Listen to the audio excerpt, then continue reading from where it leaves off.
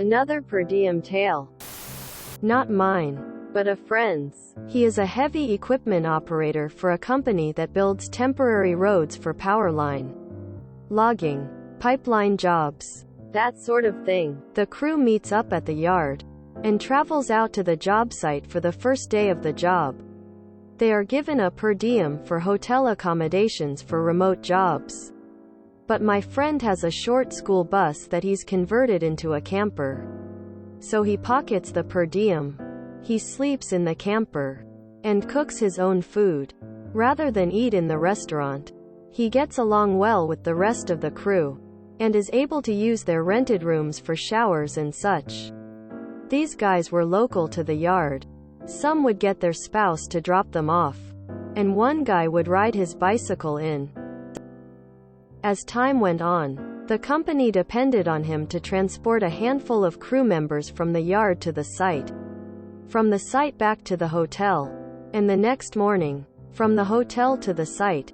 His converted bus still had a row of seats, so 4 people sat there, and another in the passenger seat, with their luggage piled in the back.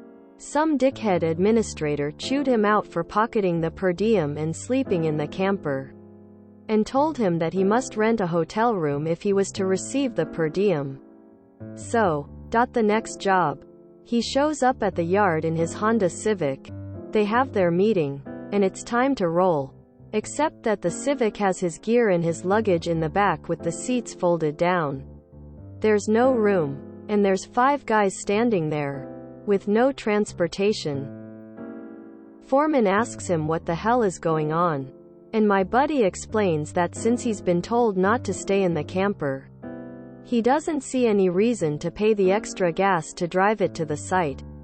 The foreman finds out which penny pincher lit my friend up, and calls the project manager, and asks him how exactly Mr. Penny Pincher plans to cover the cost of getting the crew to the job site. Project manager authorizes foreman to go and rent an SUV and then blasts Mr. Penny Pincher. The SUV is a couple of $100 a day, plus mileage. The crew is late to the first day on the job, but that wasn't the big problem. This is a construction job in the boonies, and the crew that piled into the SUV daily were filthy. When they returned the rental SUV, they were hit with an exorbitant cleaning fee. The next job, foreman told my friend that he was now okay to sleep in his camper and pocket the per diem. My friend said that he rather liked staying in the hotel room. He was fine with it. But since he was saving the company the cost of the rental SUV, if they bumped his per diem up, he'd be happy to chauffeur the crew. They did. Beautiful. Getting the per diem bumped up at the end was the pièce de résistance. Mr. Penny Pincher costing the company money everywhere. Amazing how some disconnected admin can derail a good thing so easily. Ignorance of the full picture with some nonsense attack on the little guys so quickly goes the wrong way. Simply the best. I love how managers often outwit themselves. Most workers are pretty cool people, but don't mess with them. They're smart. We like this story. No, we love this story. Well played. Yeah. Worked for Flund for quite a while. If you were at any location for more than a week or 2, they would move the home office to wherever you were staying and try to keep your per diem. WHIC was a whole $30 for hotel and food.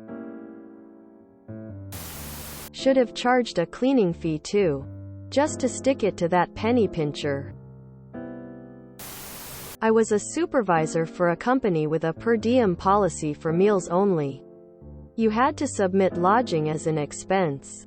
But if you happened to be someplace where you stay with a family member or friend, you could claim $15 per day in addition to your meal per diem.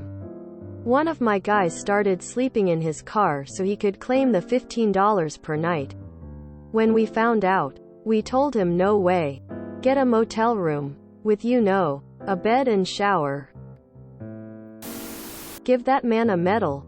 And a second one in case he loses the first exactly the way to do it. It's so easy for finance people to look through an expense report and question everything in it in such a way that it makes the next expense report cost more. This was just fantastic. This is the whole point of a per diem. It's up to you how you spend it. If it's a spending limit instead, don't call it a per diem. Penny wise and pound foolish. Well, since he profited from his malicious compliance, I guess it was professional malicious compliance. Glorious. Good for him. And that's the way you do it. As a back office suit, this is awesome. Good project manager, a good one, focused on removing obstacles from their team, is worth their weight in gold. If you enjoyed this video, please check out our playlists full of similar content. Epicaricast is like doom scrolling for your ears. Please like, share, and subscribe.